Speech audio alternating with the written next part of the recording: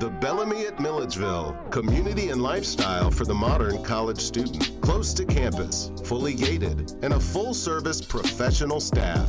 Come take a tour at the Bellamy or apply today at bellamymilledgeville.com.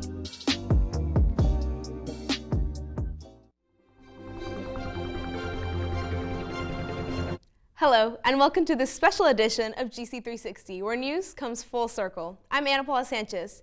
We're bringing you news from the Georgia College campus across the Milledgeville community. Today we have a very special panel of guests joining us today to discuss environmental change and challenges. Joining us today we have Dr. Doug Otter, Professor of Geography at Georgia College. Also with us is Dr. Andrei Barkovsky, Professor of Microbiology, and Dr. Mark Causey, Lecturer in Philosophy and Religious Studies, and a member of the Sustainable Council at the Georgia College. Thank you all for joining us today. Before we get started, a word about how the panel is going to proceed. We're hoping for a stimulus and wide-ranging conversation. I'll ask the panelists a question. Panelists, would you please offer a thorough but concise answer? Other panelists can jump in and respond with your ideas. I may from time to time call on panelists to address a point made by another panelist. Let's get started. Let's start out by discussing the difference between climate change and global warming. What is the difference between the two, or are they the same thing? Doug. Okay, well, thank you, Ana Paula. It's nice to be here. Climate change has been going on for eons, billions of years, really. The Earth has no set climate. It warms and it cools. And this is caused by interactions with the solar system, the distance from the sun, the angle of the Earth's rotation. It's also a function of where the continents are on the planet. So sometimes we have more land near the poles. It gets colder. So we go back and forth between what we call icehouse Earth and hothouse Earth. Right now, we happen to be in an interglacial warming period. Only 15,000 years ago, most of Canada and a lot of northern US was under ice, and that ice is now gone. So we are in a warm period to begin with.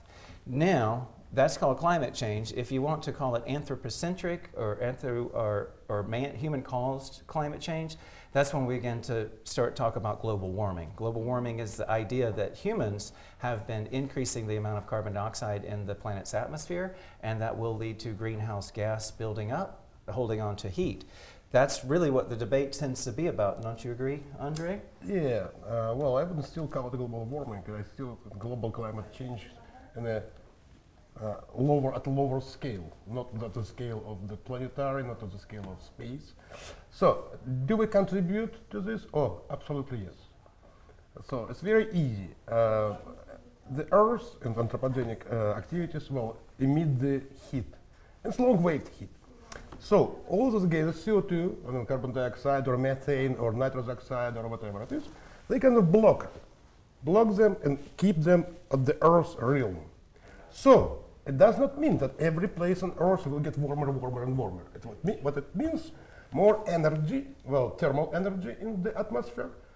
That creates turbulence because, well, movement of molecules getting faster, faster, faster. Therefore, that makes the atmosphere and the whole entire hemisphere, if you would, unstable. Then it could move that way, this way, too cold here, too hot here, will create more hurricanes, more tornadoes, stronger hurricanes, stronger tornadoes. So do we contribute? Yes, to all those planetary cycles, which are undeniable, of course, completely undeniable, but we contribute. Yeah, and year by year, we've seen steadily we're breaking the records of how warm the planet is getting, especially since the Industrial Revolution. And I think 2018 is already on target for breaking all the records for being the warmest year recorded. And that's been a pretty consistent trend as far as I'm aware.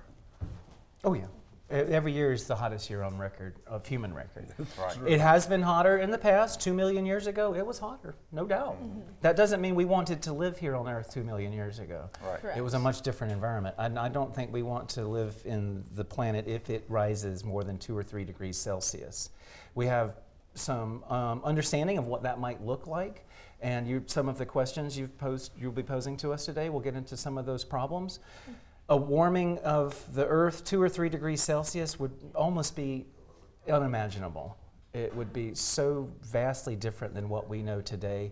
I don't think it would be a very pleasant experience. Wow, well, thank you That's, for sharing. that's what we're talking about. That's the seriousness of this. And just in case anybody doesn't understand the complication, there are some people who like to argue that because scientists quibble over which place is getting warmer or colder, that scientists are not in agreement. No, that's not the case at all. It's not the case That at would all. be like a really sick person walking into a hospital and the doctors argue over Yeah. why the person is sick, and because of that, the person is no longer sick.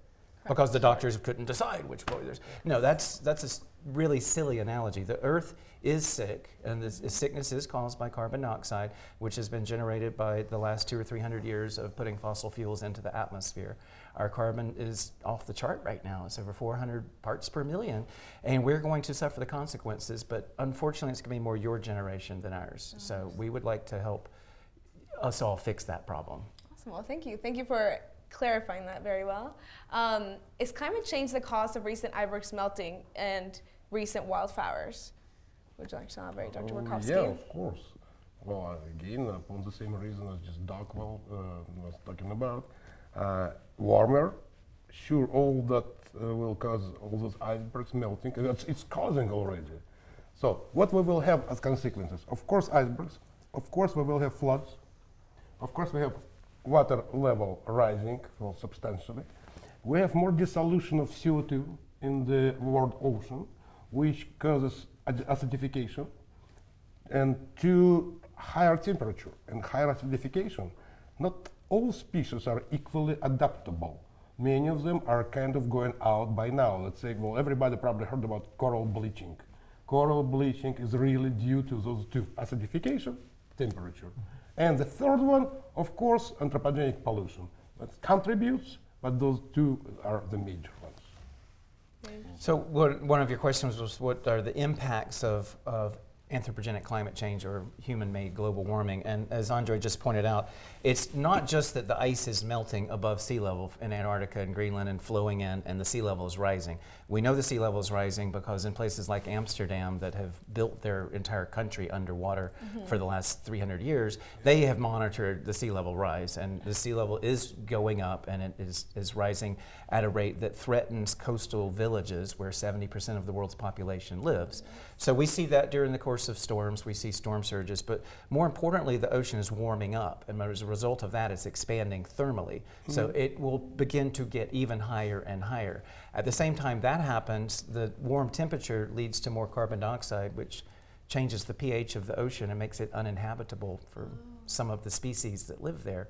Well, that produces a lot of our food. Correct. A lot of our food comes from land and water. That's where most of it comes from, and we're threatening processes both in the ocean and on land. Well, in addition to, let's say, corals, even shellfish now, carcass and skeleton starting getting dissolved because of the pH. They are not adaptable. They are very well adaptable to basic pH, which is normal ocean pH. And now it is being dissolved. Well, gradually, we have seen that. Yes. Yeah, we're in the middle of the 6th great extinction event right now. So the background extinction rate is hundreds, if not thousands of times higher than what we would normally expect to see. And that's most likely anthropogenic. That's most likely human caused. As we acidify the oceans, as we desertify places in land, turn them into deserts and lose forest, we're losing hundreds, literally hundreds of species a day becoming extinct. And extinction is pretty serious because once something goes extinct, it's gone. You can't get it back. Well, that's very interesting. Thank you for that. How are greenhouse gases affecting wildlife? Dr. Burkowski, would you like to elaborate? Well, we already touched that part, yes. It is affecting, first of all, the life associated with the ocean, whatever, well, shellfish, crustaceans, corals, and that stuff. And indirectly, to a less extent, it affects those that will actually, the prey, predators for that, or the fish, higher level. To what extent that affects the terrestrial life, so far is not quite clear. So, but deforestation by itself, which, well, again, happens, definitely affects all the animals that will live there. So that's, see, it is a domino effect. You just push one domino and, well, that cascade starts falling down. That's the way how it is. When faced with an environmental change, a species has 3 options. That is to adapt, to migrate, or to perish. Humans are pretty good at migrating. We can pick up and put our stuff in our car and jet off to some place that's not as hot. A lot of animal species can't do that. They're not as mobile. Plants even less so, depending on how their seeds are dispersed. And that's part of the problem, because the animals live off of the plants. And if the plants can't migrate and the animals can't live there, the entire ecosystem collapses. Correct. And that would be the third option, which is perish. So the extinction is very critical at this point, because we don't really understand everything that's happening because it's not being monitored. And we see a general trend away from monitoring science of the world around us. Yes. It's a very unfortunate trend, but more Yes. people are consumed with the artificial reality that they live in their bubbles, their houses and their cities. And so we're not out actually witnessing what's happening in the world around us. Correct. Yes. So we'll be missing things we didn't know we were missing. Yes. And they were crucial to our Before we learned about them enough. Yeah. Right. We still, we've only categorized 5% of the species But on that- Earth, if that. You know, we don't even know how many with species there are. microorganisms, it's even less. Oh, correct. With microorganisms, it's about what? About optimistic estimation. 1% of those are known, and 99 are uncalculable, never seen, and we know them only by DNA or DNA mostly. So we know that they have specific genes, but we have no idea to what organism they belong and what they do. So it's like you walked in, this is another analogy, you walked into one of the most brilliant museums that Earth has ever seen, and you just went and broke everything that you didn't understand what it was.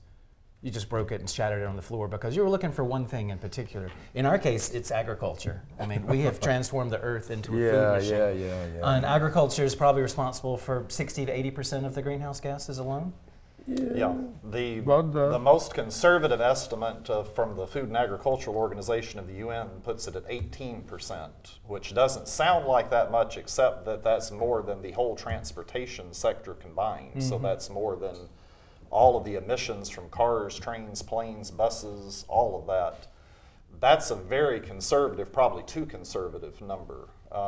I have seen numbers from the World Bank as high as like 51%, so it would make it one of the leading drivers of climate change. The number may be somewhere in between, but it is definitely a significant driver of climate change, because we're talking about methane production, which is a very potent greenhouse gas, and that coupled with the deforestation, you lose the carbon sequestration that you were getting from like the rainforest. Plus you're losing all kinds of species diversity as you're tearing up the rainforest. There's lots of things that we don't know about the rainforest and what lives there that we're losing before we ever find out what it is. So animal agriculture is definitely one of the leading drivers of climate change. We hear more about fossil fuels and about drive an electric car or take the bus or whatever, and all those are good. But changing what we eat is another huge piece of that equation. Very well.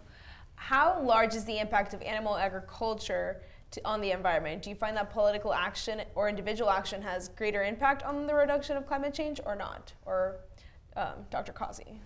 Yeah, I mean, the one nice thing about when we're talking about animal agriculture, I think ultimately the answer is going to have to be both sort of from an individual level and a policy level. But we, rather than having to wait around for the government to acknowledge climate change and then take action on climate change, we as individuals make choices every day, mostly 3 times a day, about what we eat.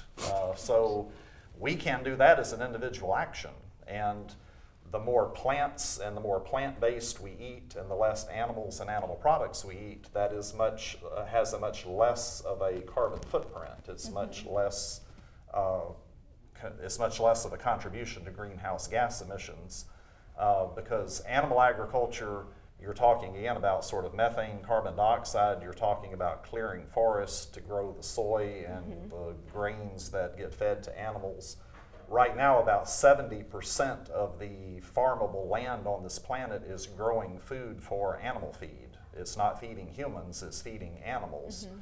And if you think of a cow, for instance, takes about 16 pounds of grain to give you 1 pound of beef. That's a very inefficient use of resources, not to mention like the 24,000 gallons of water that pound of beef is going to cost you. So that's an extremely inefficient use of land, it's an extremely inefficient use of resources that is also driving temperatures, warming, and deforestation, species loss, all of those kinds of things. So we can individually choose to eat plants rather than animals, and in most cases, those of us who have those choices, and that's a direct action that we can take that actually has a huge impact on our individual carbon footprint. And we don't have to wait for the government to do something about that. So to me, that's very hopeful. No, yes, I agree. It makes a big impact. Me, on a personal point, I probably can convert to eating insects. I've been eating insects quite a lot, but I don't feel myself vegetarian. So therefore, that personal choice I cannot make to turn into vegetarian. I don't feel like that. What's your favorite insect? Crickets are fine. Crickets? Yeah. It's interesting. In Mexico, we cook crickets too. Not all the time, but I know. I've been traveling Southeastern Asia many times, so therefore all those insects I'm quite fine, including some poisons. Oh, gotta be careful. What can you tell us about the plastic and about the sea turtles and the plastic affecting all of that? What do you want to know? How much plastic is out there? How much plastic a day are we using? Wow. Okay. Understand plastic is petroleum, and it's important to understand that the industry has been subsidized. So the reason we have plastic is because government subsidies favor plastic over other things that are more biodegradable and less toxic. So we selected to favor the petroleum industry in making plastic, and it's very convenient. You get these things that have screw caps on them, they're nice colors, you can drop them. They do all sorts of wonderful things. But they are not all being reutilized in a way that is healthy. So not enough of the plastic is being recycled. And again, you need to look at some of the incentives that in this country versus other country, we don't incentivize plastic recycling enough. So much of it does not end up back in the production, even cascading. A lot of clothing is made out of recycled plastic. There's tons of things we could do at it. It doesn't even have to be burned. It could be made into something else. But unless you live in one of the 17 states that has a bottle bill, there's not as much economic incentive for returning that soda bottle. So a lot of it ends up in trash, and some of it ends up in the waterways, and then it moves to the ocean. And your question is a very good one. I was surprised to find out that we generate worldwide 19 billion pounds of plastic a year that makes its way into the ocean. This is not what goes into recycling or landfill. This gets into the ocean. May sound like a big number. It's about 2.6 pounds per person of plastic for each of us here. Ends up in the ocean. Is that where you wanted it to go? Probably not. So there are a lot of things you can do. First of all, you can avoid plastic. You can certainly recycle plastic, and there's very simple ways of doing that. And I'm sure later on we'll get into some of the more positive spins that we can put on the environmental crisis, so it doesn't just depress us all the time. And there's a lot of gamemanship in it, and there are a lot of organizations that actually reward people for bringing in returnables and recyclables and trying to go back to a low impact future and making it actually a way of living that is more encouraging and stress free and has a reward system based on it. Correct. I'd like to talk more about that eventually. Yeah. Great. And Dr. Crossley, how is that affecting the marine life? Yeah, one of the big problems with plastic trash that ends up in the ocean is that marine life very often mistakes that for food. And so you find whales and sea turtles and all kinds of marine life and aquatic birds even that sort of skim the surface of the water with all kinds of plastic in their gut, and that very often kills them because it creates blockages and all kinds of problems for, you're not supposed to digest, they're not meant to digest plastic.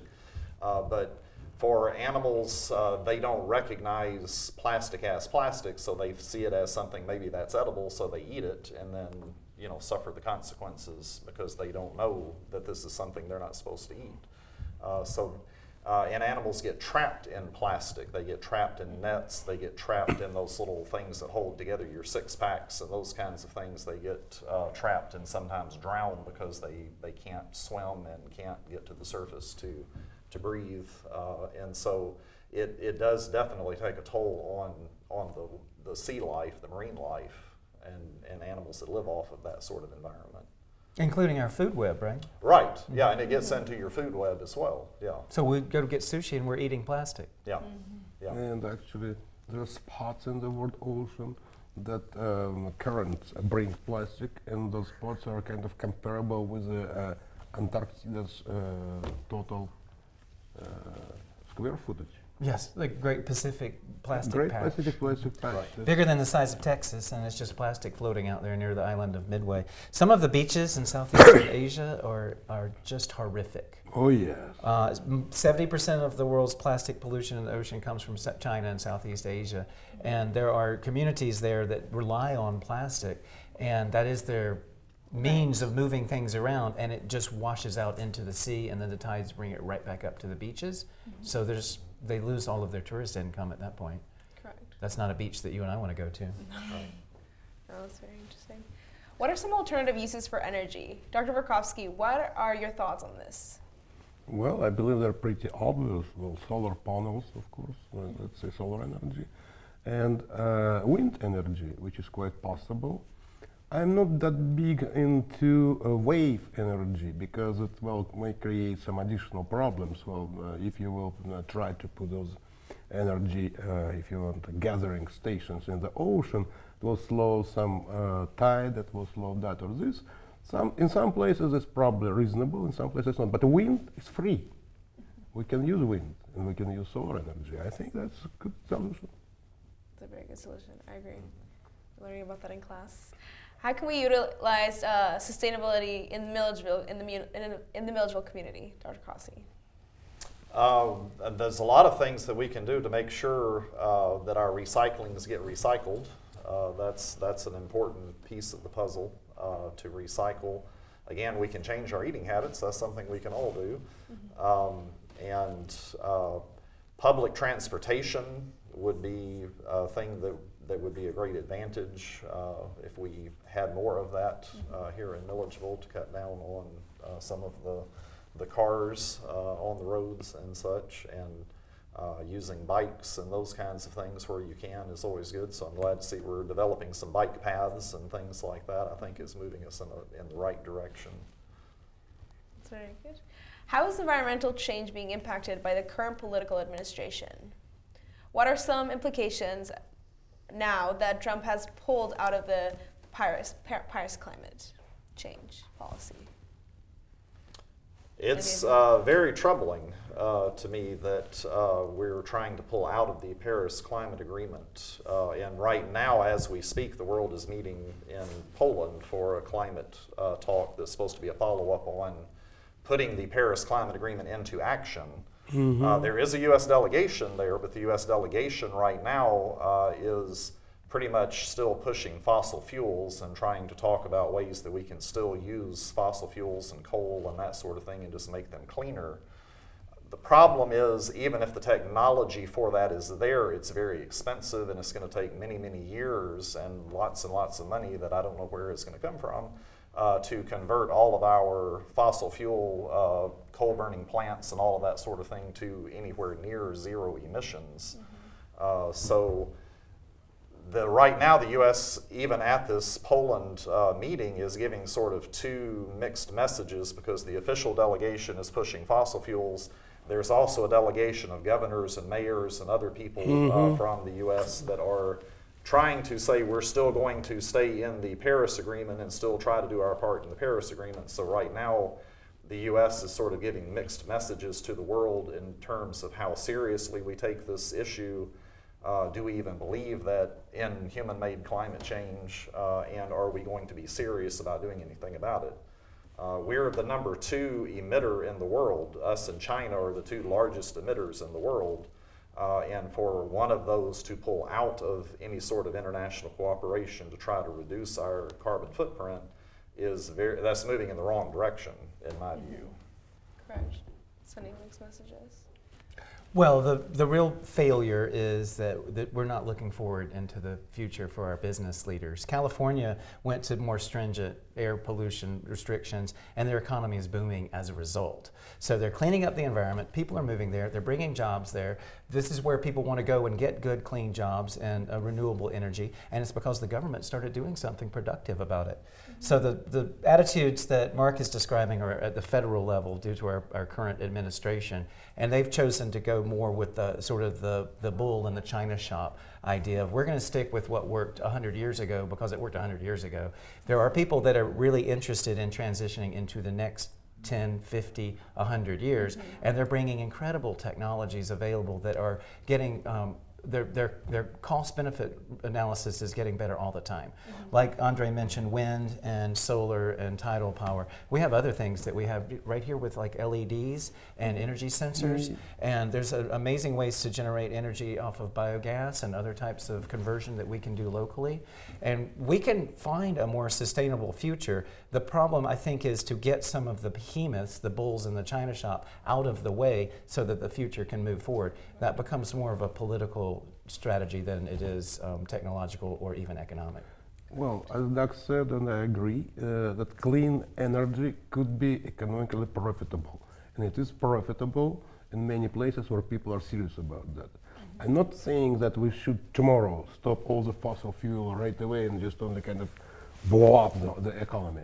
But we should gradually move into right direction, which doesn't happen yet. I mean, it happens at the level of small cities, big cities like the municipals, but not the countrywide. So country still kind of stays in an ave. Well, should we, should not, do we believe, don't we believe? There's nothing to believe. It's economically profitable, even from that point of view. In the political rhetoric of about 6 or 7 years ago, there was a particular solar industry that had a tough time. It had received grants from the Energy Department under the previous administration, and so a lot of people pointed their fingers saying that solar power wasn't productive. But one of the things that they don't like to point out at the same time is that the petroleum industry is subsidized $18 billion a year, every year, and they're still the most profitable in the world. The large petroleum companies make billions of dollars of profit, and our government is still handing over money to them to help keep them supported. If we go back and look at the nuclear industry in this country, the amount of subsidies, direct subsidies to that over the last 60 years has been phenomenal. If we put anything close to that into renewable energy like small hydro or biogas or solar, the transition would go much smoother. Yeah, and I'm not a big fan of that nuclear energy. I mean, it is dual issue. So we've seen whatever happened in Japan, we've seen whatever happened in Russia, and with all that increasing seismo activity, building up, let's say in Georgia, whatever is being built up, a not quite sustainable shelf. These are the most expensive power plants The most expensive power plants. You could not get a more expensive power plant. And they are not safe. And you still have the problem with the waste. Right. What to do with? And so much of this, Anna Paula, is because we have put all of our eggs into a large power production economy, because in the Southeast we chose privatized power during the Eisenhower administration in the 1950s, and we didn't choose to distribute the power production across the grid and have more communities responsible for their own power. But that is because those big gigantic companies, they sell the energy. They actually collect energy here and they sell to the all across states. It's a big money flowing through those wires. To Florida in particular. In particular to Florida. And the nuclear power in Georgia is mostly going to Florida. Yeah, so therefore, using all resources of Georgia, using all the land of Georgia. We pay for it. Yeah. And we pay for it, they make another, getting all the incentive for the government. They sell that energy to Florida and make more incentive. So what's the gain for us? Correct. Anything? I don't see nothing. Nothing. Well, moving to our last question of the discussion today, is the damage that humans have made on the environment irreversible? If people in the government had to listen to the environmentalist, what would you suggest, Dr. Causey? I don't think at this point it is irreversible, but we are on a sort of ticking clock. The Intergovernmental Panel on Climate Change, the IPCC, released a report in November, actually the day after Thanksgiving, that said we have about 12 years to sort of get our act together to try to keep climate change or the warming of the planet under 2 degrees Celsius, because after that you reach that point Dr. Otter was mentioning earlier where things get pretty nasty. And so there's a sense of urgency that I think politicians need to recognize that we have a limited time to act if we're going to make some meaningful acts to avert not only climate catastrophe, but for the interest that most politicians have, the economic impact that this is going to have is tremendous. I mean, we're talking billions of dollars, potentially 10% of our gross domestic product by 2040 is what they're saying. So this is not only, if you care about nature, you want to preserve nature, but even if you don't care about nature and you're concerned about your economy, this is going to hit you in your wallet. But I don't think it's irreversible, but I think that now is the time that we've got to take this seriously, and we've got to make efforts towards individual changes that we can do, again, diet or recycling or limiting our use of plastics, all of those kinds of things. But I think we also sort of from the grassroots have got to put pressure on politicians that this is an issue we care about, and this is an issue that we will vote about. And so we've got to sort of put that sort of pressure, I think, on the government at this point to make them realize that this is an urgent issue. This is not something we can just keep kicking down the road, because this affects mainly your generation, but it actually is already affecting all of us in this room and everybody watching. So the clock is ticking. And so we've got to do something now if we're going to do it. Well, those benchmarks about reaching the no back point, they've been predicted earlier. Mm-hmm. Mm-hmm. So I'm not that optimistic. I'm not entirely sure that 12 years mark is the true one, because again, we've seen the previous milestones. Mm-hmm. If this is reversible, and if it is reversible, yeah, it's time to act. To what extent we can reverse, or maybe if we will slow down substantially, and not talking about reversing, that would be already good steps towards future progress. At least slow down, not like turn around completely, because again, as Doug said, and I agree completely, not only human activity is involved, planetary cycles are there as well. So if we do what we can, what is under our power, what is in our hands, at least we will gain some more time. And with time, maybe new technology will come, new solutions will come. Not necessarily only political, but I'm talking about just only science and technology. Then, if we slow down, and the 12 years will be, let's say, well, 25, 40, and so on and so forth, we're slowing down, then there's a better hope that at one point we will be able to overcome and cope with the problems created in a big part by us, and in some parts by the act of nature. Mm-hmm. Very well. Well, that brings us to the end of this panel. You're not going to let me say anything there? Of course. You can share too. Nothing? I get nothing? Thank you for setting me up with that one, Andre. I'm going to go back to my sick patient going to the hospital analogy, because that's who we are. Our society is sick, mm-hmm. and we are seeing the symptoms, and it will cost us economically, it's cost us spiritually, and it's might have some science and technology solutions, but really, just like when you're sick, you know the right thing to do. You need to eat better, you need to take some time off, you need to relax, maybe you need to go out and exercise more, maybe you should check in around you and see what your surroundings are. So all of the same things you should do when you have a flu or some other disease, we need to do as a society now. Mm-hmm. And I don't know what's holding us back, other than there are people out there that maybe profit from us not doing it. And you would really want to ask those questions as to, why should I continue down a pathway that's just making me sicker and sicker, when I can shop locally, when I can reuse products, when I can buy local at the farmer's market, and I can sustain my economy here in Milledgeville for the indefinite future, and not have to go down a pathway that takes us into a really worse place. It needs to be a sort of intellectual and spiritual transformation. And to me, that is the real joy of this whole study, is that we have that opportunity to make ourselves better. And it's like getting good at something. is getting good at living on Earth. And if I can contribute to your analogy about the hospital and patients, Please. that I like it. So monitoring is quite important. Let's imagine the same big wing, some big hospital, whatever, right? And we have here a group of patients with high heat and fever, and somebody in a cold. But if you take the slice of average temperature, the average temperature Fahrenheit or Celsius for the whole entire wing is quite normal. Nothing is wrong.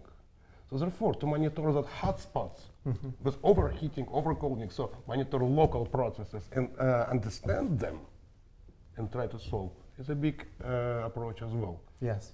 All right. Good. Absolutely. I like Very it. well. Well, thank you all for sharing all of your insights. Thank you. That brings us to the end of this panel discussion. Do any of you have any last advice to the audience or any final comments? I just squoze my end, Mark. So Yeah. what do you I got? just want to sort of echo what Dr. Otter was saying, that I think this is what we're really talking about is sort of a paradigm shift in our thinking about our relationship to nature, whether nature is here for us just to use and abuse, or whether we actually belong to nature and are part of the larger ecosystem ourselves. Human beings like to think that we are sort of exempt from all of this, but we're really not, and that's what this is teaching us, is that we're not exempt from changes to ecosystems, and what we do to nature, we're doing to ourselves. And so I think there's a sort of fundamental spiritual or intellectual shift that needs to happen, and can happen. And we can help you with that through the certificate in sustainability that we have at Absolutely. Georgia College campus now. All of us teach classes that address sustainability issues, and we now have a new certificate in the interdisciplinary program that will accomplish you in sustainability, so that when you go out looking for your job in sustainability, you'll be stamped with And the ready to knowledge. go. Oh yeah, Correct. and it's the growth industry is very strong, because the business community, the intellectual community, the science community, everybody's looking for people who can solve the problems of the future, not rely on the old technologies of the past. And that's what we do with sustainability. That's good to know that we have that research here on campus and not just hope for it to be out there, but it's right here and ready for us. We're about to graduate Thank our first recipient. I'm very excited. That's amazing.